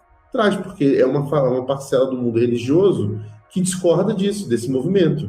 É um jeito de ser religioso que não é aquele lá. E isso, para mim, já faz diferença. E, inclusive, para entender que os movimentos masculinistas hoje encontram eco em outro tipo de religioso, não o nosso. Entendeu? E essa diferença faz, para mim, é o que eu falo. Por definição, eu concordo com a Bia, concordo com você. Por definição, não muda. Nós somos religiosos, eles também. Agora, é óbvio, o esvaziamento do semântico da palavra usado pelo... Isso é desde sempre, né? Jesus era religioso? Era. Claro que era. E os fariseus que mataram ele eram religiosos? Também. Era. Então não significa nada. Ser religioso não define nem se eles são assassinos e nem se eles são as pessoas mortas. Não. Exato, é isso que eu tô falando. Então não estão mentindo, eles são religiosos. Eu tô concordando com você. Todo mundo concorda. Eu tô concordando. Então todo mundo concorda. Então tá todo pacífico. Eu tô falando de outra coisa, não tô falando disso. Eu acho que um ponto importante que a gente tem que colocar é que essas violências, elas levam à morte de muitas mulheres. A gente está numa época que as pessoas estão matando não só mulheres, mas por causa das mulheres, né? Na rua no bairro do meu pai aconteceu ontem um homicídio dos pais de uma mulher porque o ex-marido dela não aceitou o divórcio. Então, para se vingar dela, ele não matou ela, mas ele matou os pais dela. Então, assim, a gente falou de vários tipos de violência, mas é importante, e é isso que eu tento até levar para os meus alunos, assim, que não existe brincadeira, né, nesse sentido. Vai lavar uma louça. Não fala isso. É brincadeira, professora. Não é brincadeira. Não existe brincadeira nesse sentido. Porque nós estamos falando de um tempo que a gente está vendo que mulheres estão sendo assassinadas por nada, né? Simplesmente por serem mulheres, né? Esse é o motivo. Ela é mulher e ela tá tendo a sua vida tirada, tá tendo a vida dos seus filhos tirados, né? Um caso famoso que teve recentemente, tá tendo a vida dos seus pais tirada para puni-la, porque ela é mulher. Então, assim, a gente tem que ter consciência e precisa... Acho que a gente precisa abraçar mais essa causa nesse sentido, assim, de entender que é um tema urgente para que as pessoas entendam que vidas estão sendo ceifadas, né? Então, não é simples falar desse assunto. Dá trabalho, né? Mas a gente precisa combater esse discurso, precisa combater essas brincadeirinhas, né? Não é mimimi, não existe mimimi nesse sentido, não é questão de pauta de direita, de esquerda, são de vidas que estão sendo tomadas e que nós, como discípulos de Jesus, a gente tem que se colocar contra isso, de qualquer jeito. aconteceu, Pri, e eu tava vendo muito esses feminicídios, né, e essas histórias que estão aparecendo recorrentemente pra gente, e o quanto o tipo de violência que é feito contra a mulher é um tipo de violência feita pra desfigurar a mulher. E aí vem mais ainda sobre esse ponto de dominação, de que esse homem, assim, se essa mulher não me ama e não está comigo e não é dominada por mim, ela não será dominada e não será amada por ninguém. Então eu vou desfigurar essa mulher para que ninguém a ame, para que ela... E aí é aquela fala que a gente já ouviu várias vezes, né? Se eu não te amo, ninguém vai te amar. Você não vai achar nada fora daqui. E isso chega num ponto de tamanha violência que o homem desfigura a mulher. E aí a gente ouve histórias de facada e tudo relacionado ao rosto, tudo relacionado ao corpo, a deixar essa mulher com sequelas para a vida inteira. Né? Isso aconteceu com aquela adolescente, né? Porque para mim foi o pior caso. Uma menina de 16 anos, que o menino da escola pediu namoro, ela foi educada, né? Assim, disse não, que não gostava dele, que estava focada em estudar. E ele deu, acho que não sei quantas, acho que foi mais de 10 ou 20 facadas nela. Mas foi exatamente, graças a Deus ela tá viva, já saiu da UTI, já saiu do hospital, na verdade, já tá bem. Mas a mãe dela postou uma foto com ela e eu prestei bem atenção nisso que a Rafa falou, porque ele dominou ela fisicamente e se ele quisesse matar, ele teria matado. Ele teria como ter ido num peito, ele teria como ter ido num pescoço, tava na altura dele. Mas todas as facadas dele foram no rosto, para desfigurar ela na face. E a gente tá falando de uma adolescente de 16 anos. Né, que é o quanto que isso não vai agora afetar a vida dela e, enfim, diversas cirurgias plásticas aí vão ter que ter para mexer com isso, né? Então, essa questão ou mexe nesse lado sentimental, igual a Pri falou, que então eu vou matar seus filhos, porque o homem também, ele parece que nesse momento não tem uma valorização dos filhos como dele, mas ele só ama os filhos enquanto ele está com a esposa. Isso eu vi uma advogada de família falando, que ela percebe isso, que o homem só ama o filho quando ele está com a mulher. A partir do momento que ele não está mais com a mulher, aquele filho deixa de ser dele. Ele não se importa mais porque ele não tem mais o domínio sobre a mulher. Por isso que ele não paga pensão, ele não visita, ele não faz absolutamente nada sobre a criança, que é a maior vítima do divórcio. Então, ao invés de te matar, eu mato seus filhos, porque aí você vai ter uma dor o resto da sua vida, que é de perder seus filhos. E dessa você não se recupera, dessa você não sai. Dessa você não vai casar de novo e ter filhos com outro homem, que não sou eu. Não estou dizendo que essa mulher não possa fazer isso, mas a dificuldade psicológica que ela vai ter para fazer isso é gigantesca. E a gente não pode dizer que não é intencional ou premeditado, porque é. Sim, perfeito. E aí, repito o que a Pri disse, assim, é um tema que eu algumas vezes, assim, já me revoltei muitas vezes, já falei isso com o Lucas algumas vezes, o quão esse tema me revolta e o quão esse tema me estressa, porque a gente ainda precisa repetir coisas muito básicas. A gente ainda precisa repetir coisas que foi o que eu disse, em 2020 a gente estava falando sobre os tipos de violência e ainda hoje, em 2026, a gente precisa repetir sobre os tipos de violência. A gente ainda precisa olhar para esses vídeos e tiktokers, red pills que estão aparecendo e que parece que surge cada vez mais e dizer o quanto isso é violento, o quanto isso é um absurdo, o quanto isso é o que está levando mulheres a serem assassinadas. E tem hora que é isso, a gente cansa de repetir, porque parece que a gente nunca vai vencer esses discursos que continuam aparecendo, mas apesar de cansar, a gente ainda assim precisa levantar pela segurança que se eu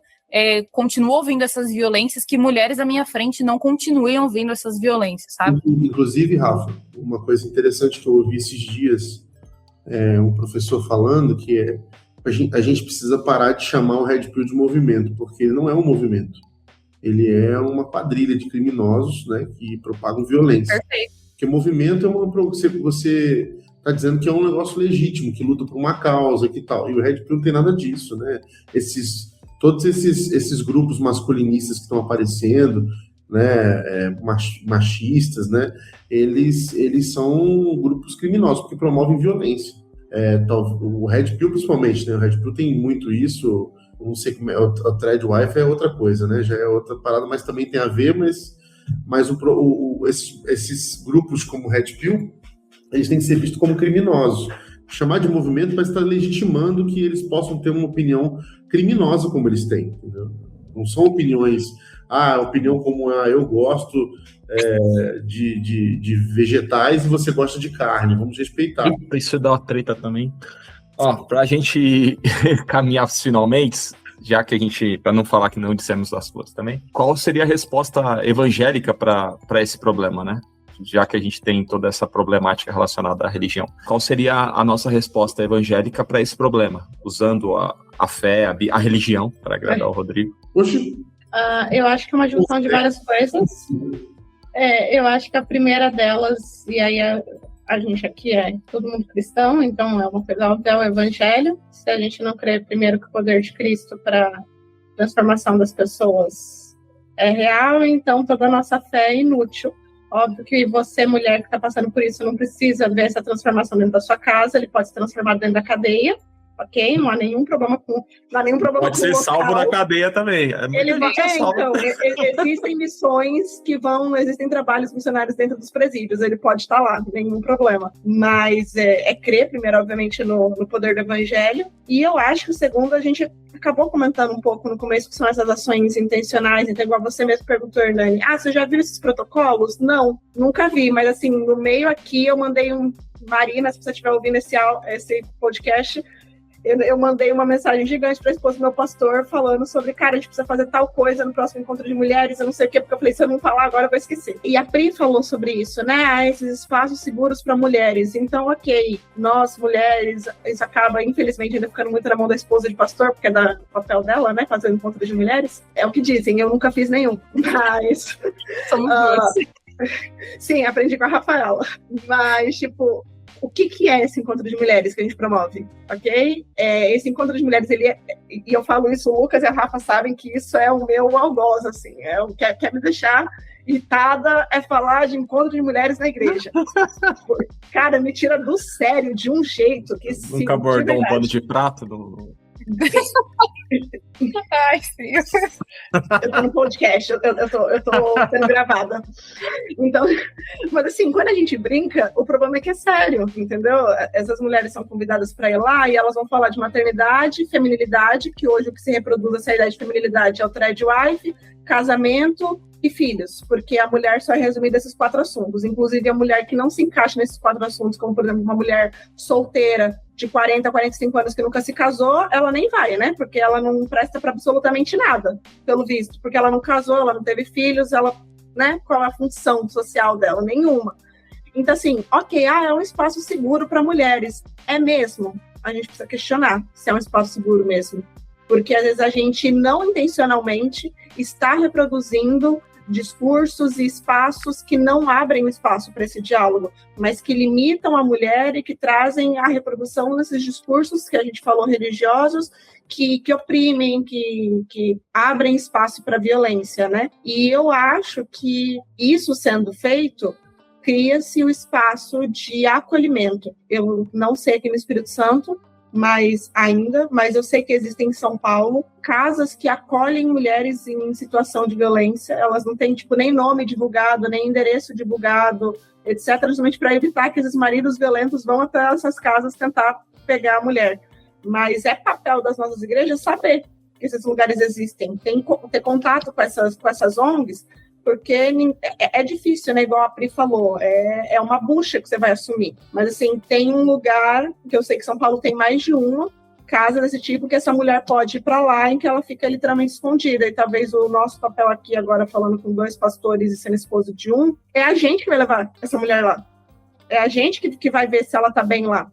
Porque o exemplo também da igreja começa vindo da liderança, dos pastores e etc. e tudo mais. E isso aí eu jogo como uma chamada para os pastores mesmo, de o que você, como pastor da sua igreja, está fazendo sobre o assunto, que treinamento está tendo em relação ao assunto, por exemplo, para uma equipe de acolhimento, recepção da igreja, porque às vezes essas coisas são ditas no desespero, que treinamento está tendo dentro do ministério infantil da igreja de vocês, para saber reconhecer quando uma criança fala que está vendo violência doméstica em casa, ou essa criança está sofrendo pedofilia dentro de casa, qual é o treinamento que os seus voluntários dentro da igreja receberam?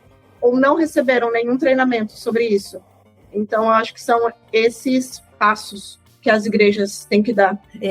Acho que é urgente isso, nesse sentido da gente ser intencional em pensar, em falar, em agir sobre isso, né? Eu participo dos encontros de mulheres da minha igreja, eu promovo, falo neles, e eu vejo que nós somos religiosos. Somos. Tudo bem, eu perdoo. Mentira, gente, eu participei do da minha igreja. Mas eu acho que do da minha igreja eu participo. é importante isso, assim, que esses encontros, eles levem temas que façam as mulheres fazer as pazes com a identidade delas. Uma mulher precisa ela saber quem ela é, né? Ter paz com a sua identidade. E é isso que esse discurso machista, misógino, ele rouba, a nossa identidade. Porque nós somos filhas amadas de Deus, nós temos vocação, nós fomos chamadas para um propósito também, né? Nós não ficamos... Algumas são chamadas para ficar dentro da sua casa, então ok se ela escolher isso. Mas uma mulher que está em paz com a sua identidade, ela sabe quem ela é, ela sabe para onde ela tem que ir, ela sabe o que ela tem que fazer. E por muito tempo as mulheres foram tomadas das suas próprias identidades, né? Então a gente fez um congresso muito legal sobre isso, que a gente falou sobre identidade, aí veio a Esther Carreiro com toda a sua sabedoria e jeitinho, né, de falar, e foi muito impactante para as mulheres. E eu acho que isso, as igrejas têm que falar do que é relevante para as mulheres, e acho também que é urgente ter protocolos, né? A gente hoje já começa a falar sobre protocolos sobre abuso, né? Lá na igreja, todos os voluntários do Kids têm que mostrar a certidão de antecedentes criminais. Então, aos poucos, a gente está entendendo que não dá a ser só para ser o lugar que é bonzinho e aceita todo mundo, né? Cristo fala, venha como estás, mas a gente precisa ter esse cuidado sério com as pessoas que estão lá na nossa casa, na nossa igreja. Gostei do que a Bia falou, né? De procurar, se a igreja não tem esse lugar de acolhimento, que saiba o que fazer de fato com essas mulheres, procurar parceria com ONGs, com lugares que saibam o que fazer, que saibam como atender, como receber, como instruir, que tenha advogados, que tenha, enfim, todas as instruções que devem ser necessárias, né? Então, é importante a gente saber o que fazer quando recebe, né? Boa, eu não preciso nem dizer, né, gente, que concordo com tudo isso que a Bia e a Pri disseram, e quero colocar um ponto aqui também, e um chamado a homens, apresentem-se como, tenham coragem de se apresentar como um exemplo diferente de masculinidade, que não seja essa masculinidade que está sendo apresentada em TikTok, em Instagram e o que quer que seja, sabe? Eu acho que existe-se a necessidade de se apresentar um caminho diferente, um caminho que não seja um caminho da violência, um caminho que não seja um caminho da resposta com agressividade, e tudo isso acontece a partir do exemplo. Eu linko muito esse movimento, estou chamando de movimento como vício, né? Mas o Rodrigo já falou que não é movimento, mas essa fala e essa repercussão dessa fala, a gente falando de um país em que pais não são presentes, e a falta de presença de um pai para um menino é a falta de exemplo de ser masculino, e para uma menina é até falta de segurança e de saber como um homem se relaciona com uma mulher, e a necessidade de homens mostrarem caminho contrário. A gente fala muito sobre esse caminho da mulher, a gente fala muito sobre, já repeti 1 milhão de vezes sobre isso, como eu disse, esse cansaço da gente precisar repetir a mesma coisa, mas a gente precisa de homens que estejam nesse caminho também. A gente precisa de homens que apresentem esse caminho diferente, que apontem para outros homens que são amigos, que são primos, que são tios, que são pais, e digam, esse tipo de comentário não dá. Esse tipo de comentário a gente não pode continuar repercutindo, até porque as nossas crianças estão ouvindo esses comentários. Eu entendo que o TikTok fala muita coisa e que as crianças aprendem muita coisa a partir do TikTok, mas as crianças também aprendem a partir dos nossos exemplos. E aí, como que a gente, como homem, como mulher, tá agindo em relação a essas falas? É no silêncio? Vamos ficar quieto que a pessoa falou algo sem noção? Ou esse tipo de fala? Não. Esse tipo de fala a gente não aceita aqui. Para que a gente talvez comece a ver algo diferente, comece a vislumbrar um futuro diferente, né? E aí encerro minha fala dizendo que para você que não teve esse exemplo de pai, para você que não teve esse exemplo de homem, para você que não teve esse exemplo, que Jesus seja esse exemplo para você, em nome de Jesus, tanto para a mulher quanto para o homem, de faça um caminho diferente, quebre esse ciclo que foi ensinado e foi aprendido a partir dos anos. É isso aí. Nós homens precisamos estar imbuídos aí dessa causa e participar desse movimento para que isso cada vez mais promova a libertação para a causa. Eu só queria acrescentar também que eu acho importante, a gente falou de protocolos de fazer o que fazer com as mulheres, mas é importante também ter bem definido o que fazer com os homens, que são os abusadores, que são os violentos, né? Eu cresci numa geração que via as meninas que engravidavam na adolescência lá na frente da igreja inteira ter que ler carta pedindo perdão. Então, quem sabe não está na hora da gente colocar os homens lá na frente, expô-los também, de alguma forma, ou bane logo esses homens, mas é importante... Calma. Tem que expor os homens também, né? Parar com a exposição das mulheres. Bota os dois lá pra ser exposição. Porque as manchetes são isso, né? É sempre o nome, a idade, quase o endereço da mulher que foi violentada, mas nunca o nome do homem que violentou ela, né? E aí eu acho essa... Cobertar, fingir que não aconteceu ou tratar só dentro do gabinete. Desde a época de Jesus era assim, a mulher adúltera está exposta, o adúltero... Ninguém sabe quem era, entendeu? Não tem nome. Então, são várias coisas. Ouvindo vocês e toda essa parte final da conversa, eu me lembrei de um podcast que é o Tudo é Culpa da Cultura, do Michel Conforado. Ele faz algumas pesquisas antropológicas dentro da igreja, assim, é bem interessante. E uma das coisas que ele chega à conclusão, e ele não é religioso, ele não é evangélico, nada disso, então é uma pesquisa mais neutra, assim, e aí ele chega à conclusão que nas igrejas que ele analisou, uma coisa curiosa é que a mulher, ela existe até a sua baixa juventude, sendo solteira, e aí baixa juventude se colocar até os seus 30, no máximo seus 35 anos, assim, estourando. Mas se é uma mulher adulta e ela é solteira, ela deixa de existir.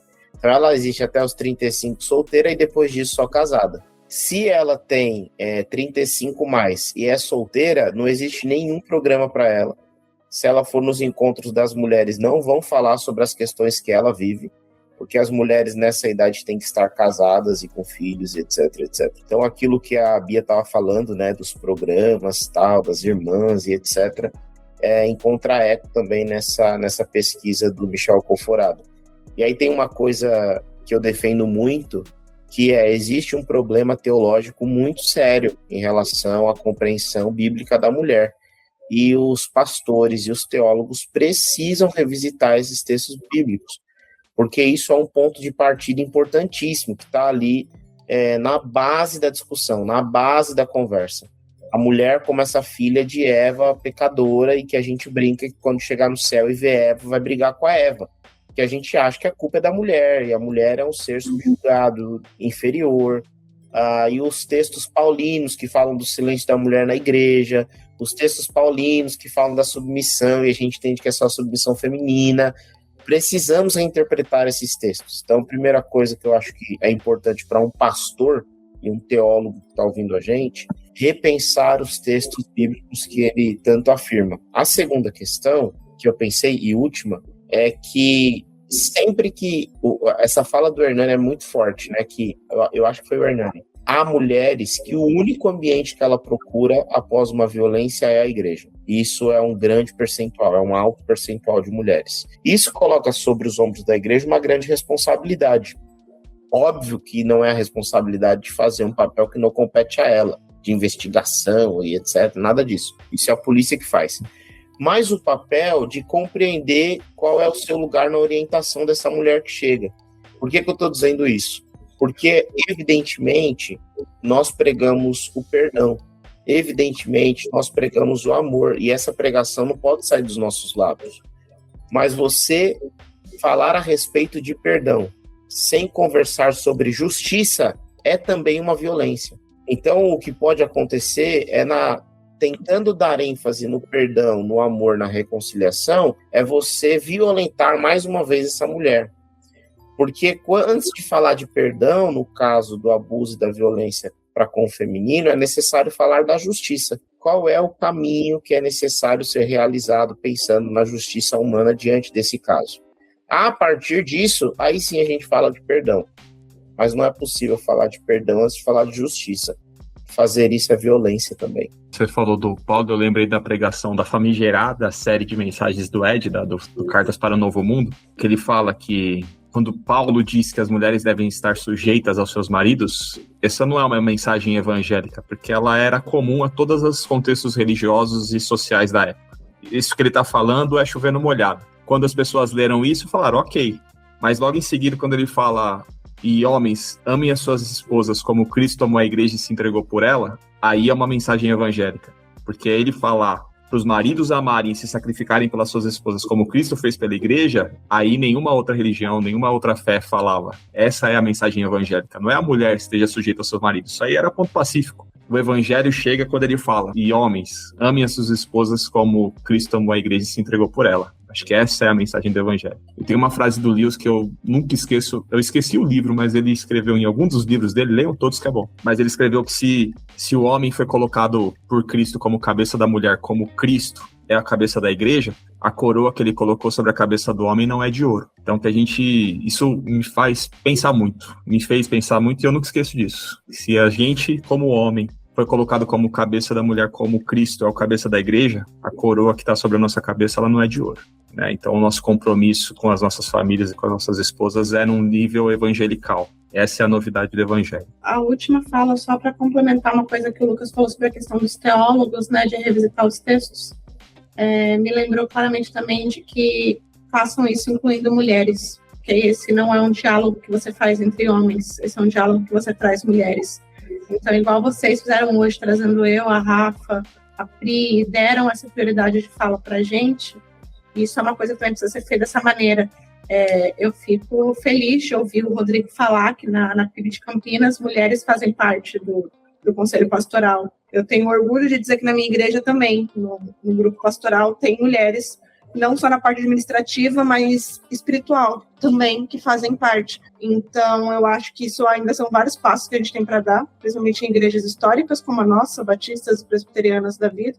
Mas esse texto você não revisita só com o seu olhar, né? Você revisita ouvindo a experiência, a dor do outro para trazer essa interpretação. Então, outro questionamento não é só aquele que eu trouxe, de quais são os protocolos e ações que a sua igreja está fazendo, mas é que espaço que suas mulheres estão ocupando na igreja. Porque também é muito difícil você querer discutir toda essa questão da violência, quando uma das violências que ela sofre é ser calada dentro da igreja em todos os quesitos, todas as áreas.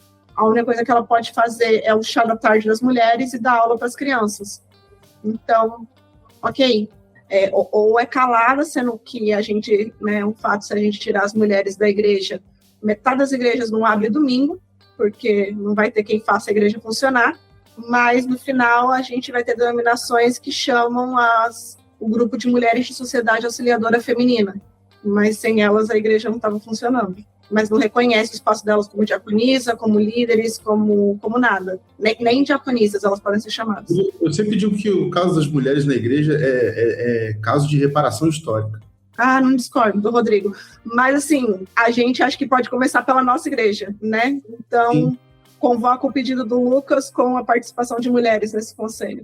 E para tratar de toda a vida da igreja, né? Não só desse tema também, né? Não só para falar da mulher. Não só para falar da mulher. É importante. É a mulher para falar da igreja, é a mulher para falar do evangelho. Igreja, né? E ser a igreja na liderança, né? Eu só chamo o dia da mulher para pregar na igreja. O dia da mulher do pastor. Sabia que tem o dia da mulher do pastor? Aí você ganha flor, né? Tem dia do Primeiro filho. domingo de março. Viu? Dia da mulher do pastor. Na presbiteriana tem também, foi agora, já passou também. Tem dia do filho do pastor. Não tem o dia do amigo do pastor. Não estou sendo representado. Não está sendo representado. Às vezes o pastor não tem amigos. Esse é um ponto bem verdadeiro. Muito bem, muito obrigado, Bia, primeiramente, por ter aceitado. Ficou um programa enorme. O dobro, né? Nós dobramos a meta. Graças a Deus por isso, mas obrigado por ter aceitado o nosso convite. Se você quiser dar suas redes sociais, se você quiser falar da sua pesquisa, quem quiser acompanhar as suas publicações, ler depois o seu mestrado, fala aí, como é que a gente te acha na internet? Meu Instagram é @BiaHeder, REDER. Eu estou sempre tentando manter as coisas da minha pesquisa e do mestrado, e às vezes eu escrevo algumas coisas por lá. Quem tiver interesse também na publicação que eu falei sobre o corpo violado no ambiente eclesiástico, está no site da Faculdade Teológica Sul-Americana, saiu no simpósio do ano passado, e eu escrevi um artigo sobre isso em Amós, e qualquer dúvida, qualquer necessidade de conversar, estou à disposição. E eu agradeço, pessoal, pelo convite, eu gosto muito de estar com vocês, gosto muito de todo mundo que está nessa bancada evangélica nossa. Não vamos esperar 4 anos de novo pra você voltar, né? Vamos marcar mais. Pode ser. Rafaela. Nossa, que sério me chamar de Rafaela. Gente, eu falei Rafaela Mascarenhas. Obrigada pelo convite. Muito bom estar com vocês. Estou sempre nos bastidores, a gente dando risada, a gente falando sobre temas diversos e trazer isso para o podcast é muito gostoso. Então, obrigada pelo convite. Contem comigo. Priscila Quintan. Obrigado, Pri. Também quero agradecer pelo convite, por trazer mulheres para essa discussão importantíssima. Acho que vocês falam demais, homens. Brincadeira. É que a referência masculina dela sou eu, então é isso. Problemático. Obrigada e estamos aí quando precisar. Que venham mais churrascos aqui em casa também, vem galera. Oh, aleluia. Ó, eu vou propor um dia vocês gravarem vocês aqui no churrasco, esse programa. Pô, né? Todo churrasco daria um podcast Daria. bizarro. Principalmente a Lúcia. A Lucy lançando as problemáticas pra cima. Ao invés de ser o Hernani, vai ser a Lucy. A Sim. Rafa cortando pros lados, tudo errado, tiro pra todo lado, aquela bagunça. Jogando as granadas. Polêmicas, contem comigo. Abraçando a Lúcia se jogando em cima da granada. Maluco, é. Bia, tem 2 jovens na nossa igreja que são muito fãs suas, viu? A Bia também e a Julinha. Depois você manda um beijo pra elas. Ah, sim. Pode mandar um beijo para elas que eu lembro delas. E meus parças aqui, Lucas e Rodrigo. Um beijo nessa careca linda, maravilhosa, lustrosa. Tô com saudade de você. Cada vez que eu levanto um peso, uma anilha, eu lembro de você. Um beijo para vocês também, que nos ouvem. Uma conversa difícil, mas muito boa, com mulheres geniais aqui. Obrigado, Bia, Rafa, Pri. Valeu, Bia, Rafa, Pri. Deus, contamos contigo. Também. Uma praxe em todas as matérias que eu li sobre violência, no final diz, se você sofre violência, procure as autoridades. Você que nos ouve, mulher, crente, procure, ligue 180, que é o número para atendimento em mulheres em situação de violência. Procure a polícia, 190. Procure também alguma referência eclesiástica da sua igreja que você pode confiar, mas assim, não pare só nessa instância, né? Procure seus direitos. Você não está não está em pecado, não está destruindo a sua família. Pelo contrário, você está preservando a sua vida, a sua dignidade. Eu tenho certeza que Deus se agrada disso. Então procure...